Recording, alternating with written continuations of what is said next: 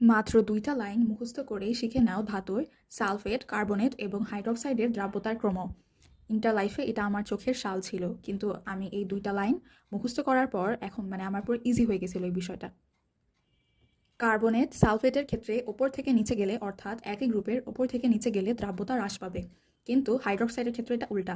হাইড্রক্সাইডের ক্ষেত্রে ওপর থেকে নিচে গেলে দ্রাব্যতা বৃদ্ধি পাবে। এখন আমরা কিছু এক্সাম্পল দেখি, যেমন লিথিয়াম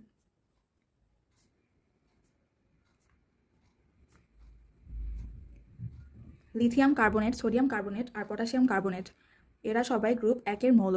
এখন যেহেতু বলা আছে উপর থেকে নিচে গেলে দ্রাব্যতা হ্রাস পাবে, তাই এটা দ্রাব্যতার সঠিক ক্রম হবে এটা। আবার যদি আমরা সালফেটেরটা দেখতে চাই, যদি দেওয়া থাকে